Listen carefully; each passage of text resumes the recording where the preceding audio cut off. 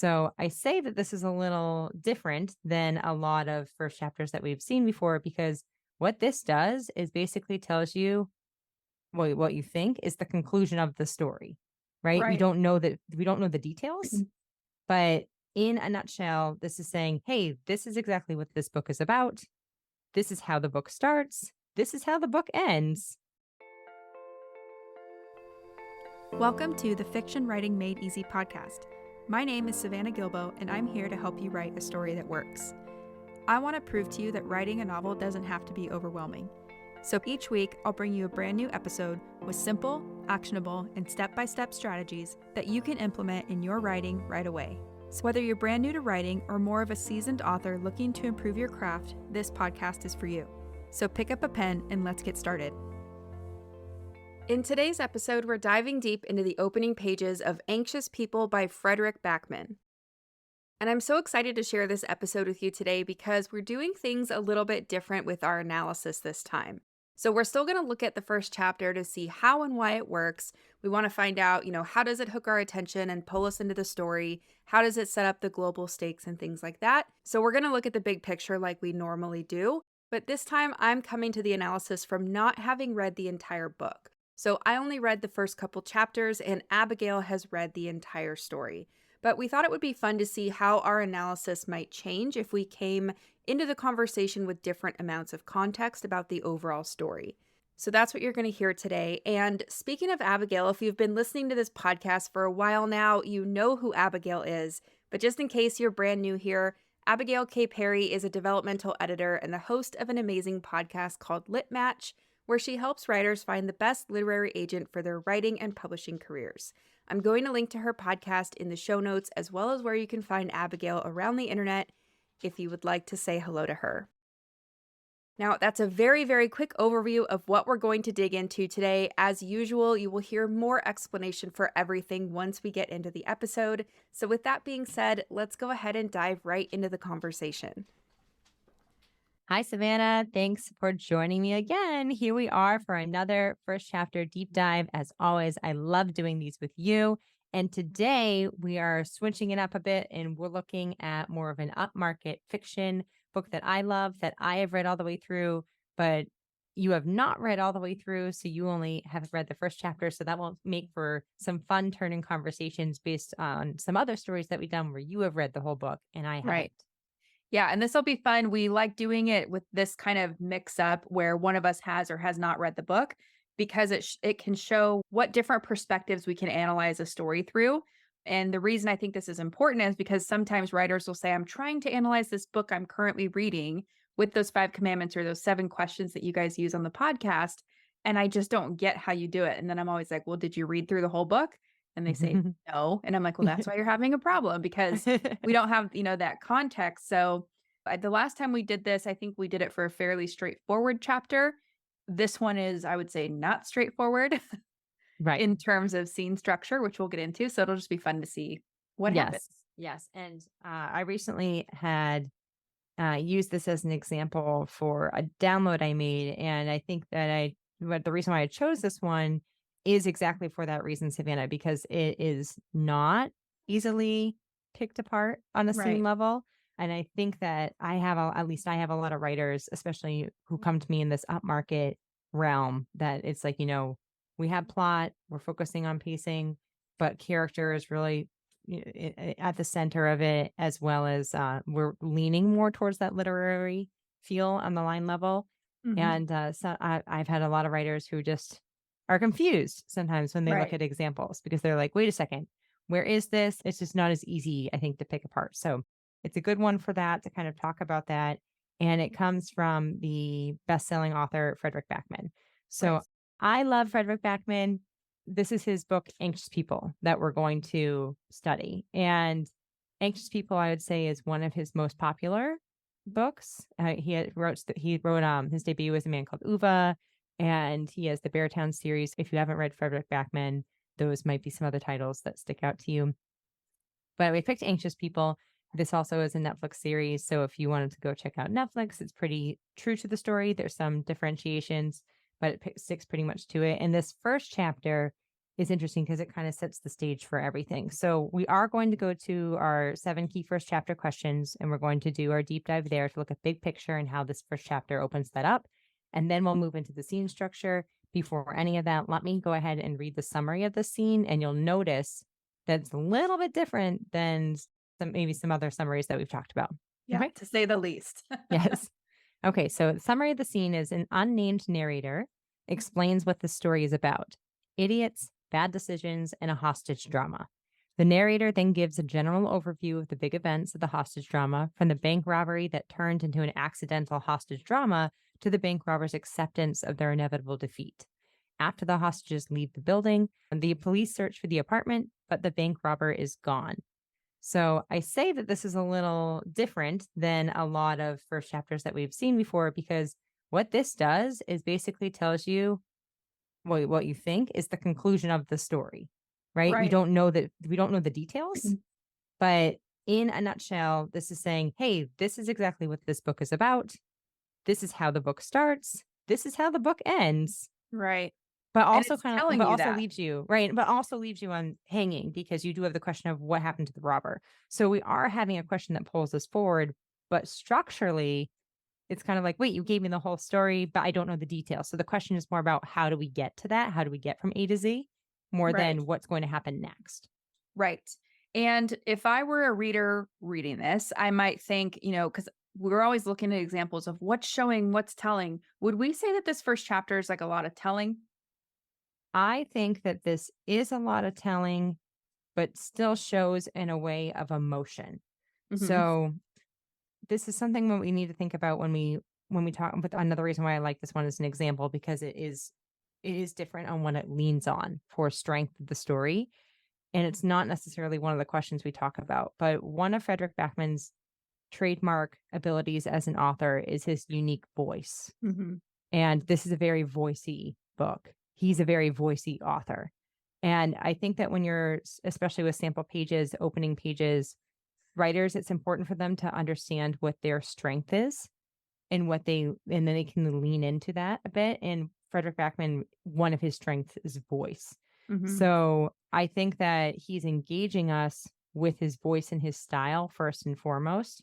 And while he's telling, he also has on the line level really emotional sentences that really emotional sentences that set up expectations to receive more of those big feelings as you Right. navigate through the story. Yeah, so his voice is giving us those feelings, and then we're Mhm. going to get more of that as we go through, which I Mhm. think you're right. I think that's A, his strength, and then B, exactly what he's doing in this opening chapter. Yeah, yeah. Voice and style that can be something that can be frustrating for authors or Yeah. writers, because it's the thing that can make or break a book, but it's also very difficult to teach. And what I say to writers that I work with is just it comes with practice, and a lot of it comes through character. Yes. So, we'll get to that maybe more when we go into the POV and the character question in these first chapter questions, but it's interesting to think about that. And that if you feel like your voice isn't quite at the level that you want it to be, don't be discouraged. Just keep writing. I think it will come through the better that you know your characters and the more time you spend putting words on the paper. Right. And one thing I wanted to ask you is when we look at this chapter, so if I'm just a writer and I'm like, I want to write like this author, we're going to talk about this throughout the episode, but there's kind of a lot of ways that he breaks and bends the rules or the guidelines, right? Yeah, definitely. So I think at some point, unless you want to talk about this now, we should talk about like what if I want to write like him, Hmm. it's going to be really hard, right? Because Yeah, we have to first understand all the rules and guidelines of what we should be doing. And then we have to know when and where we can bend and break certain things. exactly. And Yep. this is not his first book, right? This is not his first book. No, and I Yeah. think that's another really important thing to remember. And I remind a lot of people of that, because a lot of the times, maybe the book that you want to emulate or the book that you love the most is the author's fifth, sixth, seventh, 20th book. Right. And as a debut author, you have to remember, number one, it's hard to sell a debut story, right? Mhm. So you might be able to get away with some things as a traditionally published author if you've proven your track record on sales that you wouldn't be able to get away with as a debut. Right. And so I think it's really important to think about that. It doesn't mean necessarily don't do them, but you do. It's what you said. You have to know the rules before you can break the rules, because then you're Right. breaking them with intention versus just breaking them just because.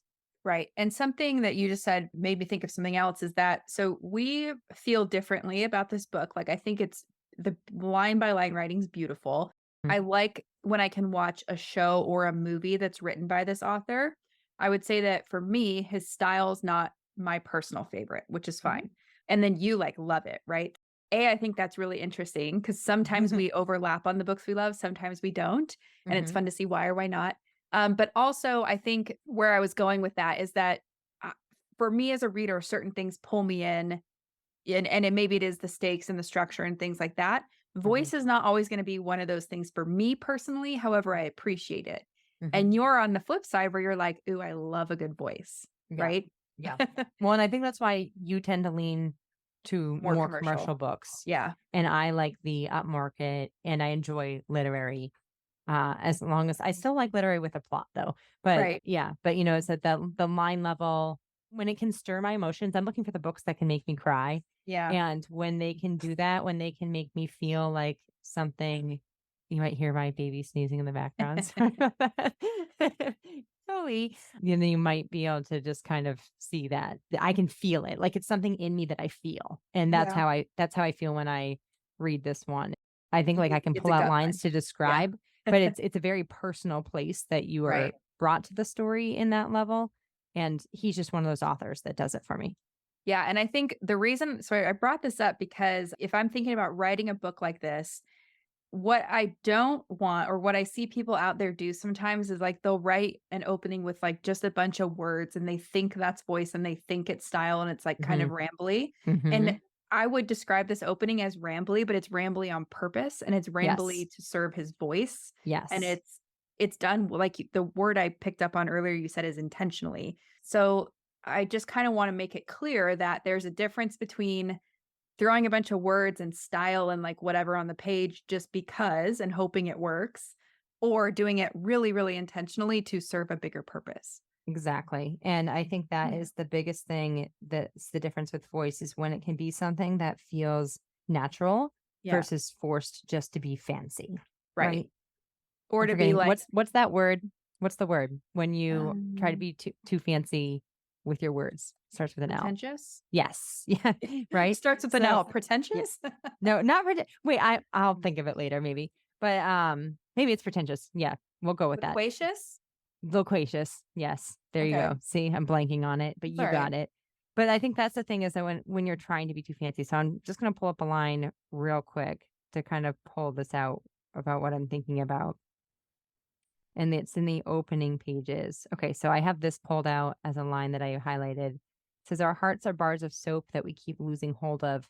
The moment we relax, they drift off and fall in love and get broken, all in the wink of an eye. We're not in control, so we learn to pretend all the time about our jobs and our marriages and our children and everything else. We pretend we're normal, that we're reasonably well educated, that we understand, and I'm going to pronounce this wrong, amortization levels and inflation rates, that we know how sex works. In truth, we know as much about sex as we do about the USB leads, and it always takes us 4 tries to get those little buggers in. Wrong way, round way, wrong way round, wrong way round. There, in. We pretend to be good parents when all we really do is provide our kids with food and clothing and tell them off when they put chewing gum they find on the ground in their mouths. We tried keeping tropical fish once and they all did, and we really don't know more about children than tropical fish. The responsibility frightens the life out of us each morning. We don't have a plan. We just do our best to get through the day because there'll be another one coming along tomorrow." So Right.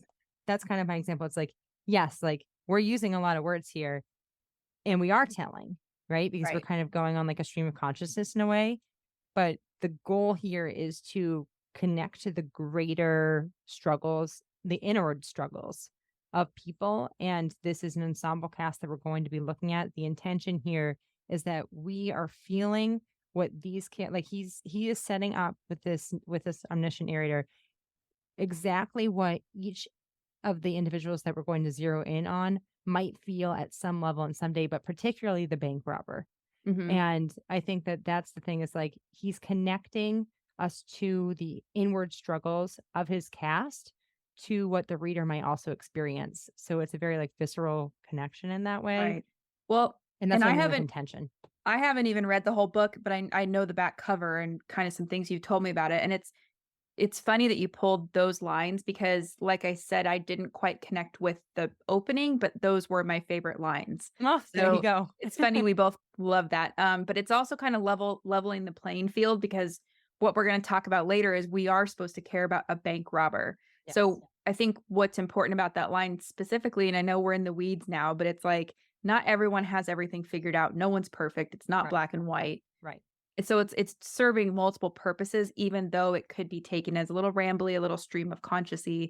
There's a reason, multiple reasons why it's like that. Mm-hmm. Mm-hmm. On those words, notice that when they're delivered, they are very specific. So it's Yeah. not these generalized explanations of how like someone feels physically. Right. You know, which I think I get a lot is when people try too hard about every like fine-tuned detail going on around the character. This is Right. strictly emotion coming through with specific examples. So it helps us visualize as well as internally feel what's going on. If that Right. makes sense. Yeah. And again, it's just done purposefully, right? So those Yeah. specifics are chosen for a reason, and we'll see why throughout the book. Yeah. Okay. But okay. So with that, let's Yeah. go into the questions. Yeah. Yeah, so we're going to go through Paula Meunier's 7 key first chapter questions like we normally do.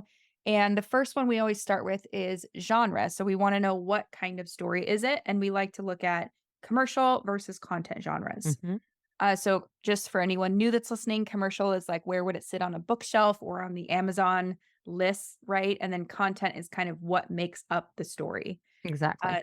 So what are your thoughts on genre? Yeah. So commercial genre, I'd call this upmarket fiction or general fiction. I think that if you go in a bookstore, that's where you're going to find it. Mm-hmm. It's interesting. I went into my bookstore and I noticed that all the Frederick Backmans were under romance, which I found very odd. And Interesting. I don't think that they'd usually be there in other bookstores. I think honestly, it probably was supposed to be general fiction, and just that's where it had a spot. But I think that upmarket is what I would go with. I interviewed Ariel Friedman, who's a literary agent at UTA, and she was the publicist for Frederick Backman. Cool. And she confirmed that she would call them upmarket. So I also lean towards that because of that comment. Yeah. But this is what I feel with upmarket is exactly modeling what we can do here Mhm. because it can reach a bigger audience, but we are having more concentration on characters in the literary line level, although it's not quite literary, right? Yeah, and it's interesting because we've done other upmarket books, and and some of those have leaned more commercial, Yes. as in, I know we say commercial about two different things. There's commercial genre, and then there's like the type of fiction. So we're saying it's commercial. It's the other books we've done lean more commercial genre. This one's leaning more literary in that upmarket bucket. Right. Yeah, Exactly. so it's interesting. And And then content genre, what would you say? yeah, so content genre, and this is where this is okay. So content genre, why I like to study Frederick Backman is because I think he's really difficult to study. and Yeah. but I get a lot of this with writers who want to write books like this because they're like, I don't understand how to write a book like this. And I'm like, well, you know what? Like I've attended Frederick Backman in a presentation. He's my favorite of all time that I've seen. But one of the most interesting conversational topics that came out was he talked about how someone told him after when he first, it must have been a man called Uva, when he published a book, then his editor was like, this is the genre that you're in. And he was like, genre? What genre am I writing? So that just kind of said to me, okay, so he usually just writes and then he has editors that help him figure out how to narrow it down. He confirmed that in his presentation. With content genre, I'm always thinking when I'm working with writers, we're using content genre to help you write the story, to help you write what the story is really about. And that's why I think genre is really important to be thinking about on this content level. I would classify this more into Savannah and I have talked about this before, how you really want an external content genre and an internal content genre. One might have a little bit more of a hold over the structural level than others. I think this one tips more to that internal example of worldview. Yeah. If you've listened to anything with Harry Potter, which Savannah and I both obsess over, we've talked about how really J.K. Rowling is a master at having equal parts action in worldview, but we call it an action story. And in this, I would say, well, your external content genre is probably crime, if anything, because we are dealing with an actual crime with a robbery and it turns into a hostage drama. But this is not a crime story. Right. And like, if you were to place this or market this as a crime story, I think it would flop, Right. honestly, because it is not the expectations for that crime. Part of why I know that is because in a crime story, a reader is naturally people who love crime stories are naturally looking for that eventual climactic moment of is justice brought Right. to the villain. And what's interesting about this, and having read this, so I might be spoiling this a bit for you, Savannah. It's But fine. what's interesting about this is that, yeah, so I'm just going to say spoiler because it's going to help me talk about this. So huge spoiler. I'm going to give away the ending right here. But the hostages actually come together to protect the bank robber.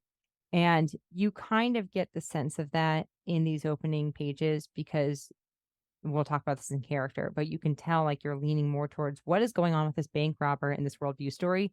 So when we look at worldview, the internal arc of something, we're looking for that arc of maturation. How do characters alter their black and white view of the world in order to live with more meaning or fulfillment or sophistication in their or wisdom in their existence as they go forward? How can they be the better versions of themselves?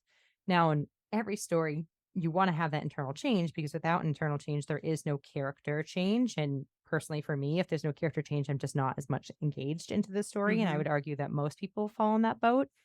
But I think that here's the goal here is like when we're looking at anxious people, yes, we need to see what happens with the crime. But I think it's more about are these characters going to be okay? And you can't know if they're going to be okay until you understand if they can overcome the black and white views that are holding them back, relationship wise, personally. There's a lot of like suicidal thoughts in this story that, with some characters. Are they going to be okay? So it goes into big emotional places. Yeah.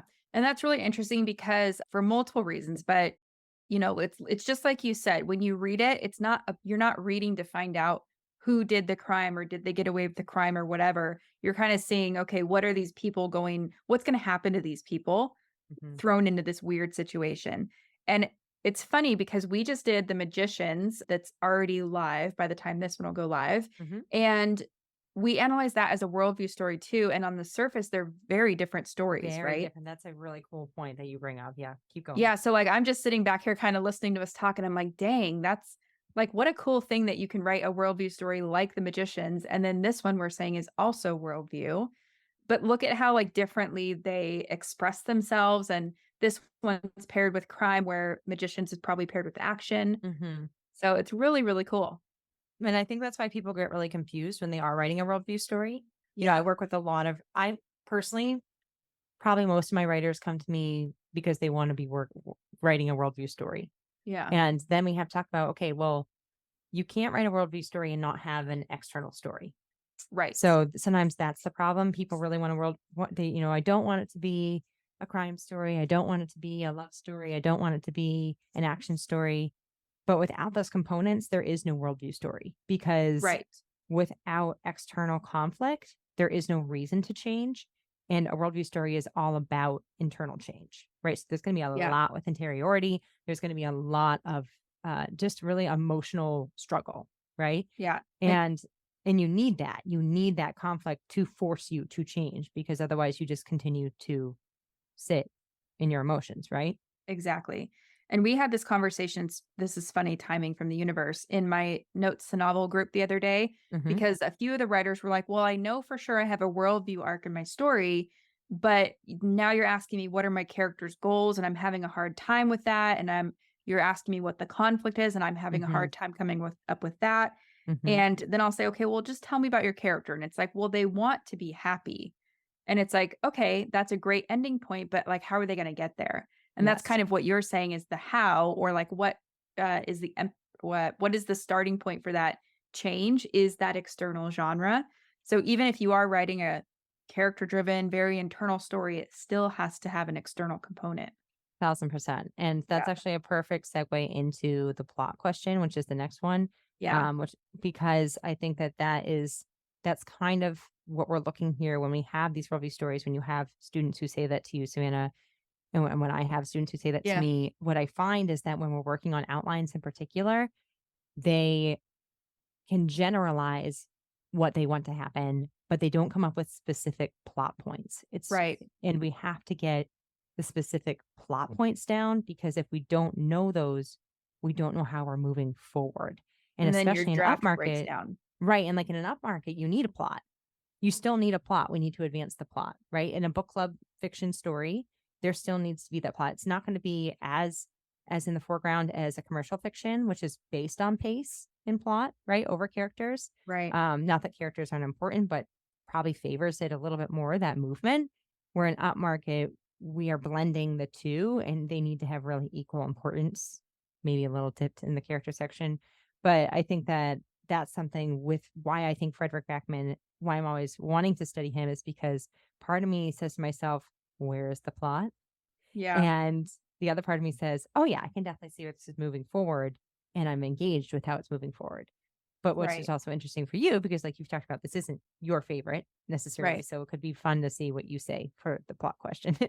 Yeah, and so it's funny because I think we're gonna. I mean, like you said earlier, he told us what the story is going to be about. Mm-hmm. So that plus the back cover, I think I got the gist of like, these people are stuck together. It's how do we each deal with our good and bad parts while stuck together? And I'm sure there's like judging others and, differing wants and needs and all that. So it's the conflict of being in a room with people that you're not used to being with.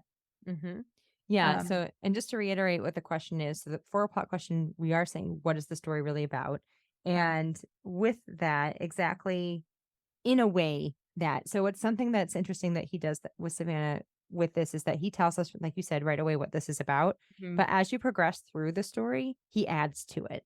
Yeah. So it'd be like, this is also a story about idiots and, a hostage drama and blah, blah, blah. He continues to add to it Yeah. to basically show that life is complicated and people are complicated.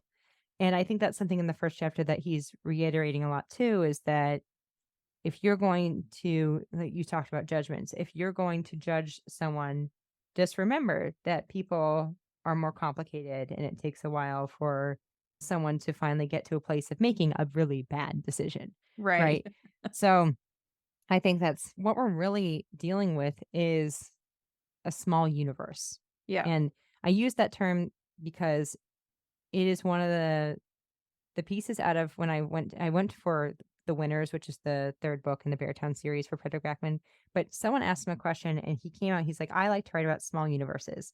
And I connected with that on such a deep level that I think it's just like the perfect way to explain his books, is that he's not going for these big events in a story.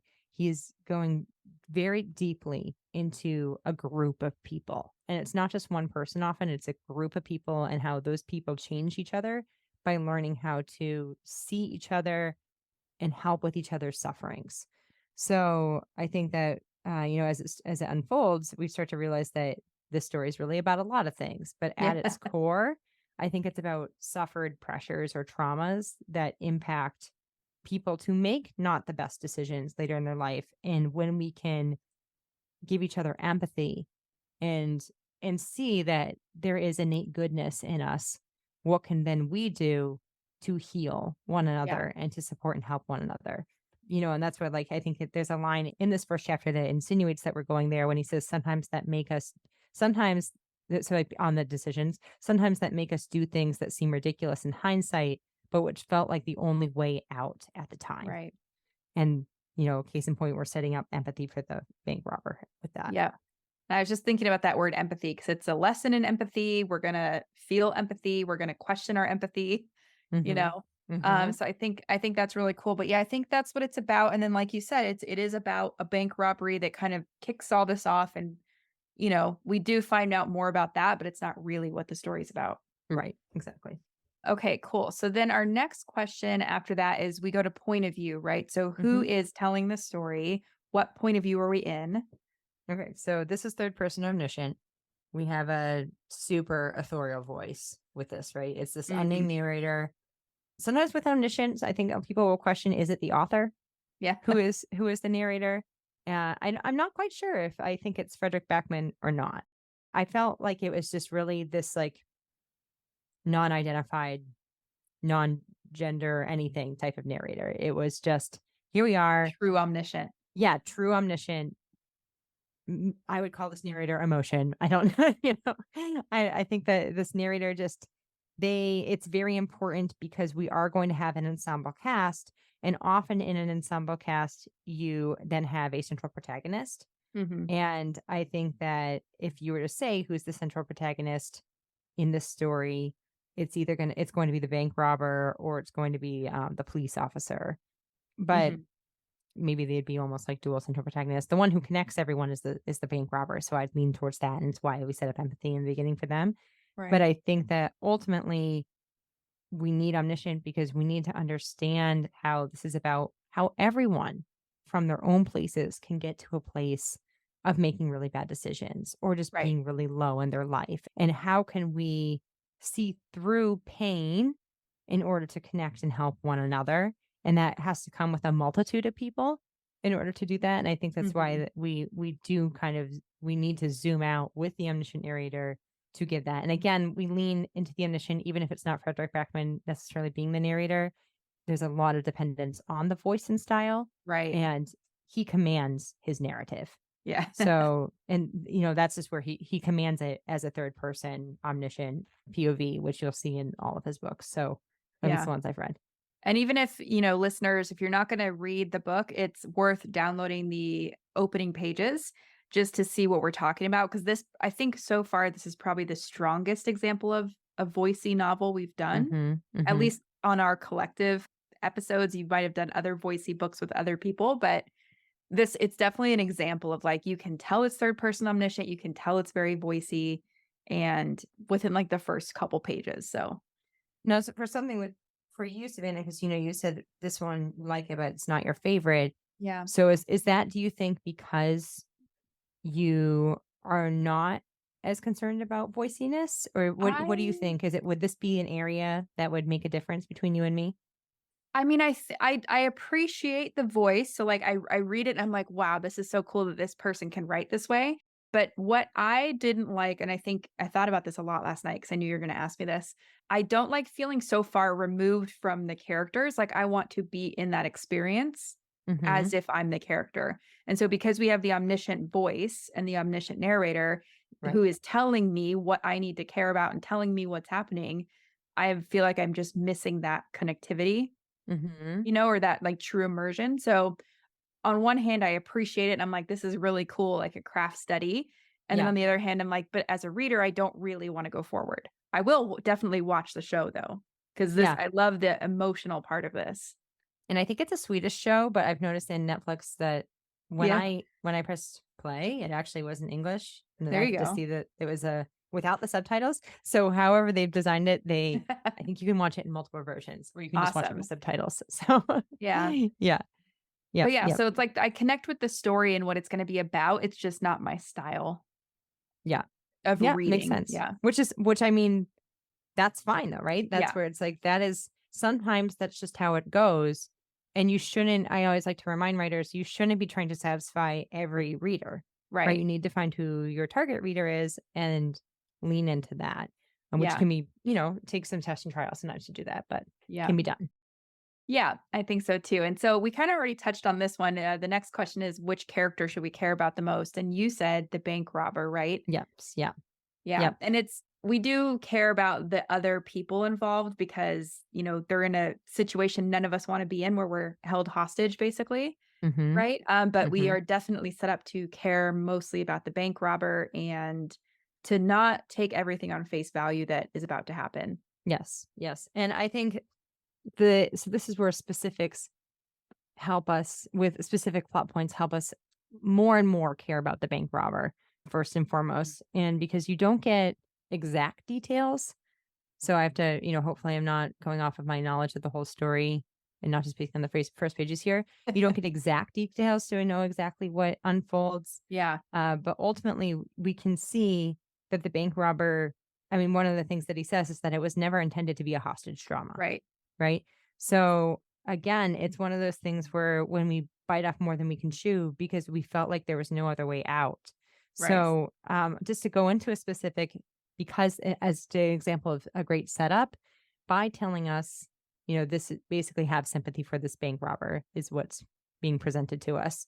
You learn later that the bank robber the only reason that they even, and this is kind of a humorous thing, another thing that's with Frederick Backman, he is very humorous with real events that could happen in life. Yeah. And the bank robber robs a bank that doesn't have money, Yeah. no cash, right? So there, you can't actually rob that bank because there is no cash to take.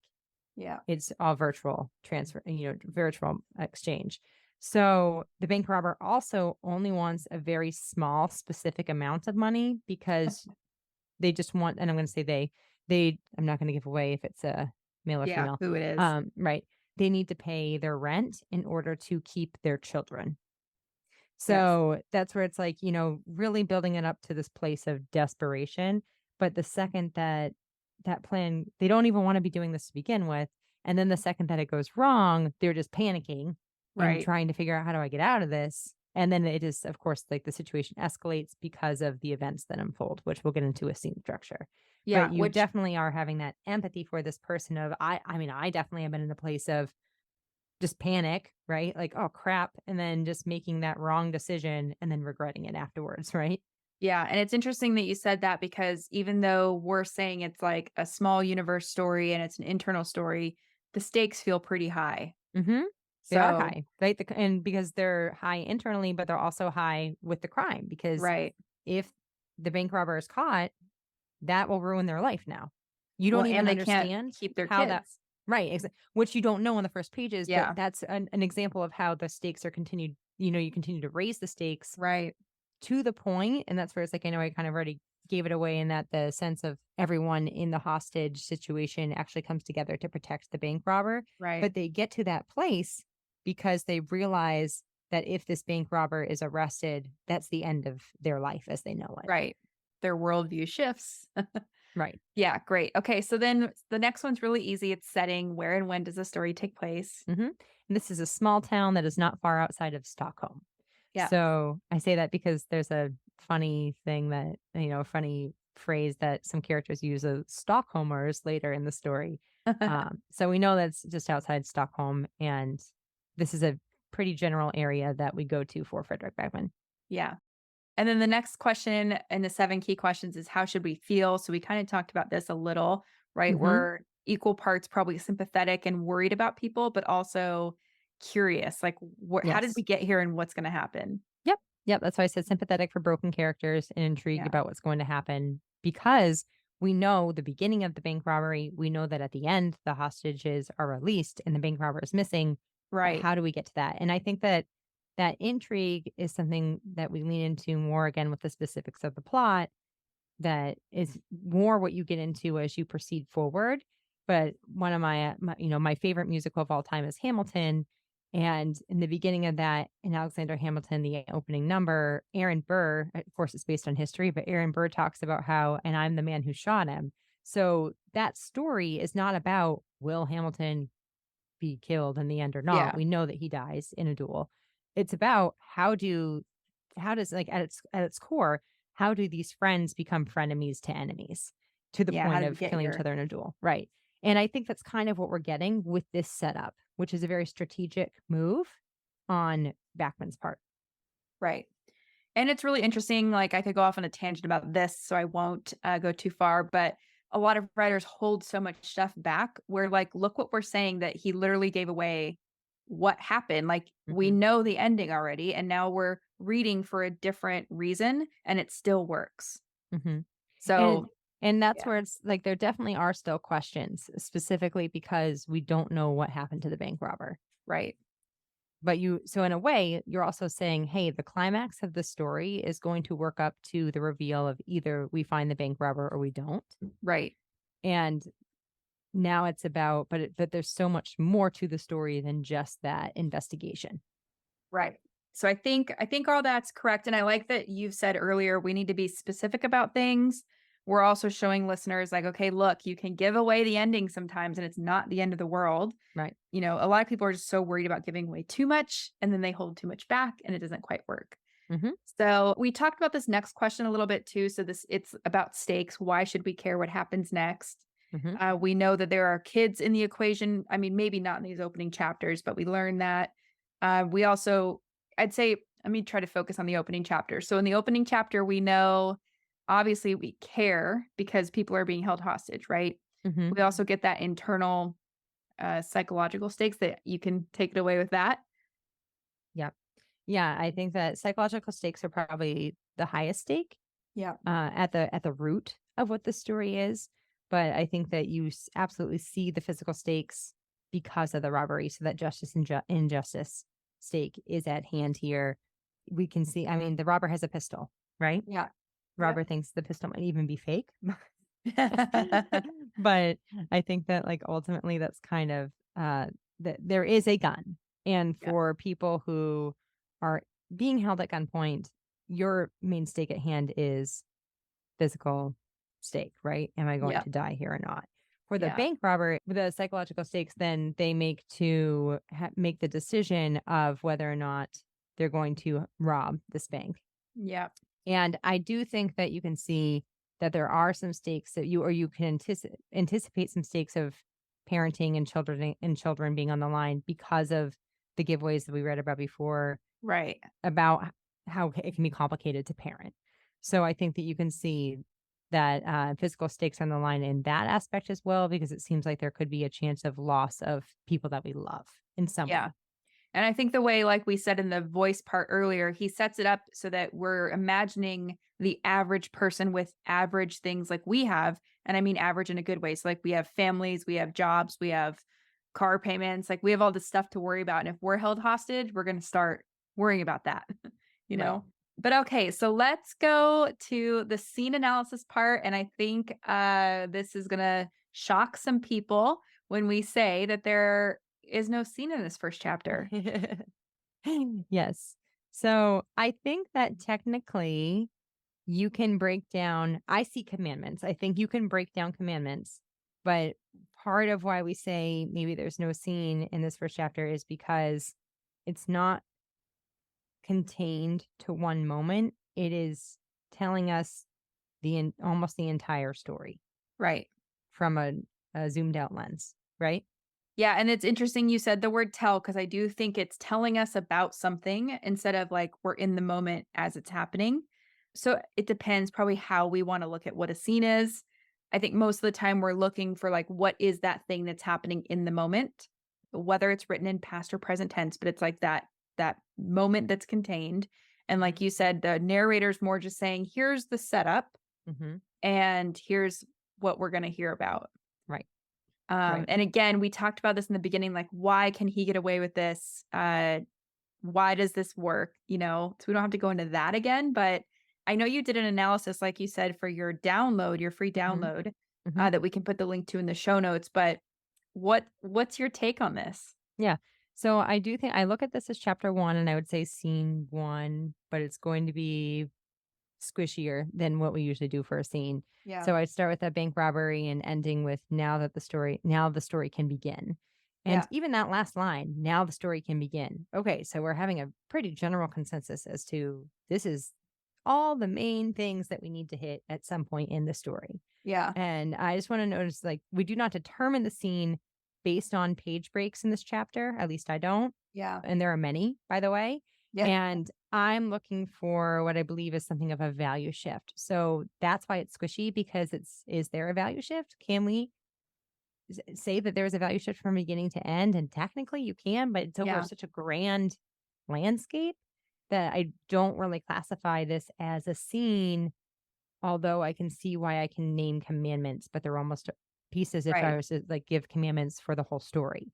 And I That I think I wonder if we should call it like, do we think this is a summary versus a scene, and we're seeing the commandments in the summary? Yeah, that's probably an accurate way to say that. Yeah. I would, yeah. So when you go into, first and foremost, when you're going into that, then if we're going to say what's our breakdown of the summary, and again, this is not something I don't, Savannah, what do you think? Like debut authors who would be trying to do this, I would discourage them from doing this I usually would too. because I think it's a lot harder to sell something like this unless you have proven yourself Yeah. in the traditional publishing world, at least, or you have what they lean into here, which is voice, right? Yeah. But And even then, I think it could be hard because I've seen drafts, you probably have too, where it's like the voice is really cool and interesting, but really nothing happens right. in the whole story. And so And imagine an that's the agent biggest thing. who, yeah, they only are reading 5 pages or 10 pages or 25, whatever. And if you're not showing them that, hey, trust me, I am giving you a reason to trust that the voice is going to turn into something, you're not going to get their attention. Yeah. Yeah. So, and this author, he has that trust built up from previous successful books. So it's a little Absolutely. different. Absolutely. And that's where it's like when you go into exactly what you said there, I think one of the number one, if not the number one problems with opening pages is that nothing happens. Right. And there is something that happens, even though we're having a summary. Right. There's a bank robbery, right? Right. Which is kind of a big deal. Right. Huge deal. So what are they literally doing? There is a bank robber who robs a bank. Now we get a great deal more in a general way about what happens following that. But there is a shift from, we're about to rob a bank to we've robbed a bank. It's spread out even more to robbing a bank to trapped in an apartment to even like hostages being released from an apartment. If we were Right. to go literally in that landscape. But there is definitely a shift there. I think before we talk about the scene analysis through the structure or the structure of the summary, I think that you still want to be asking yourself, what does the character want? So Right. zeroing in back on that character that we care about the most, the bank robber, what do they want? They want to rob a bank, right? They want to, now that is the bad idea, the very bad idea. So I think that you can kind of ask yourself when we start into these commandments, inciting incident, that causal or coincidental unexpected disturbance that either creates the want or uproots the way that the character is going about to achieve that want.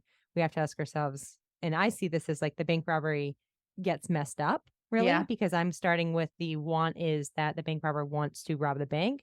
Right. So maybe that first inciting incident is when it needs to get messed up. I could see people argue this as it's when they come up with the idea. I don't choose that because I think that the movement of the scene works better if you say it's when the bank robbery gets messed up. And I know that there's a whole nother scene later in the story, having read the whole story about when the idea comes to fruition. But I could see people arguing that. Yeah.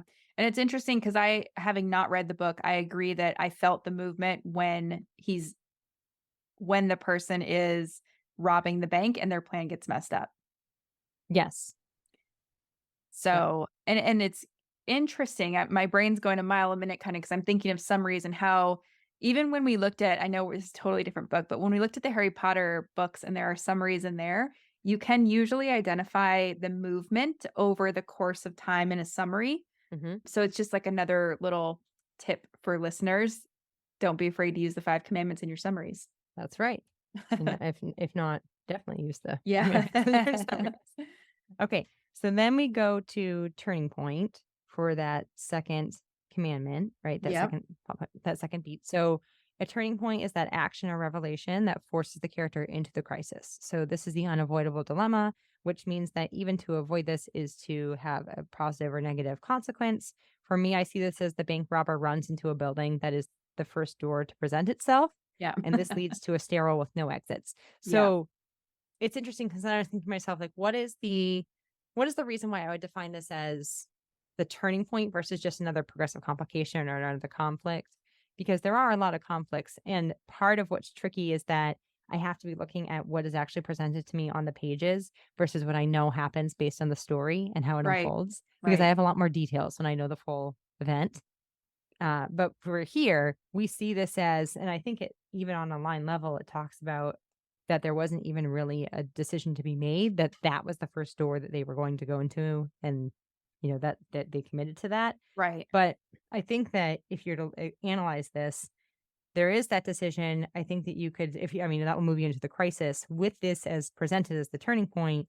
You then have a crisis of a best bad choice where we can ask ourselves, does the bank robber backtrack and risk getting caught by the police or run up the stairs and hope for the best, hope that they can hide? Because, the known, which is getting caught by the police, is bad, but the unknown could be equally bad or worse. Right. Yeah. And unfortunately for the bank robber that leads to the climax, their action is the direct action that they take based on their crisis. So that is that the bank robber runs up the stairs. They run into the building and run up the stairs. Right. And then the resolution is that this turns into a hostage drama. So the bank robber holding the pistol is sweaty and out of breath when they run up. They talk about that on the line level and why that's important because if this bank robber was in shape, then they wouldn't be huffing and puffing and seem Right. desperate with the pistol. But that's not the case, right? And this action then causes the hostage drama because here they are with their pistol, with the huffing and puffing, going into the only door that is open, which is an apartment that is for sale and that is having a showing. So it has 7 or 8 hostages inside the room, which they don't get the number away. I forget exactly which of those are. But that's what happens. The hostages then basically we continue with that now. If you were to stop on the scene level, I think that's where you'd stop. But we continue with that because in the summary, we're also going to learn that eventually the bank robber has to give up and that the hostages exit the building, the police search the apartment, and they're missing. And that leads to the question, right? So I think that one thing that's interesting for discussion, Savannah, is why do you think he does give away all of that in the end versus just stop at, okay, we're now in a hostage situation? Well, and it's kind of interesting because if I'm the author and I'm writing a book like this, it doesn't really matter if we know the end, right? Like Right. you said earlier, in a true crime story, we are wondering, oh my gosh, do they get caught and brought to justice or not? And like we kind of have a flavor of that, right? But we know we're being told that's not what I want you to focus on. Right. So it's almost like he's telling us, I'm going to give it away because it doesn't matter. And here's why it doesn't matter. Now just hang in with me and I'll tell you the story. Yeah, I like how you said that. And to to emphasize that, I think that for me as a reader, if he had stopped it with, now we're into a hostage situation, probably I would expect the next scene to be in the hostage situation. Right. Right. Right. And by giving it away, it allows us to sit with the characters for a while. I don't remember if it's chapter 2 or chapter 3 or chapter 4, but quickly after that, we're now going to see the police officer as a boy and how he is in a situation where he, as a boy, can't stop someone from jumping off a bridge, Right. and that creates his wound that kind of drives his desire to be a police officer. So it's just really interesting. Like if you didn't do that, I think it would be more difficult to go to that place of the emotional level for the characters versus just set up the expectations of kind of getting into the hostage drama. Maybe the difference between we're dealing with a worldview story versus a crime story. Right. And I think, like, even though we're saying, because if you're listening and you go read the chapter, you'll see what we mean by summary versus kind of feeling more in scene, where it's like unfolding in the moment. But I think what's really cool is like what you're saying is, although the chapter is, or the first chapter is a little different in terms of the scene and how it's set up, it's still having that effect, which is here's what we need to focus on. Here's what it's going to be about. Buckle your seatbelts. Right. Exactly. And that kind of brings us, I think, to the end of the analysis. So you have the big pictures and you have the breakdown of the 5 commandments, be it of a summary versus a scene. You can maybe say it works on a scene the same way that a scene would play out, but we call it more summary than a scene in this case.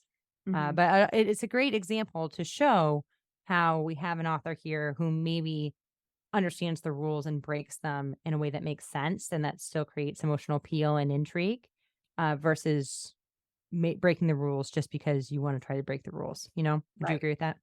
I would agree. And I think I love asking people why. So, like, if you want to break the rules, ask yourself why. Like, what effect are you trying to have? Because at the end of the day, someone needs to read this, right? So, we want to Right. make sure we're creating the experience that someone is going to want to read.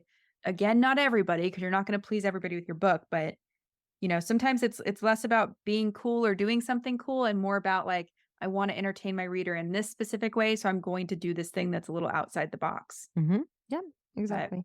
yeah, but a fun thought experiment overall, because I remember we talked about this off podcast and we were like, what are we working with here? Like, is this a scene? And then we kind of sat with it for a while and came to a similar conclusion that, there is a different purpose for this and it works for some people it doesn't, and that's totally fine. Yep, exactly. So, Okay, well, that was super fun, Savannah. Thanks for jumping on and yeah. doing these analysis with me, especially when they're tricky. And I just love nerding out with you. So it's Yeah, great it's times. always fun. It's the highlight of my week every time. And I'm curious, listeners will have to let us know, since this was a less straightforward book, we want to hear your thoughts on, what, if you agreed with our analysis, if you like when we do these kind of less straightforward ones, or if you like the straightforward ones better, just let us know. We want to hear all the thoughts. Yep. All right. Well, see you next time. So that's it for today's episode. As always, thank you so much for tuning in and for showing your support. If you want to check out any of the links I mentioned in this episode, you can find them in the show notes listed in the description of each episode, inside your podcast player, or at savannahgilbo.com/podcast. If you're an Apple user, I'd really appreciate it if you took a few seconds to leave a rating and a review. Your ratings and reviews tell Apple that this is a podcast that's worth listening to. And in turn, your reviews will help this podcast get in front of more fiction writers just like you. And while you're there, go ahead and hit that follow button because there's going to be another brand new episode next week full of actionable tips, tools, and strategies to help you become a better writer. So I'll see you next week, and until then, happy writing.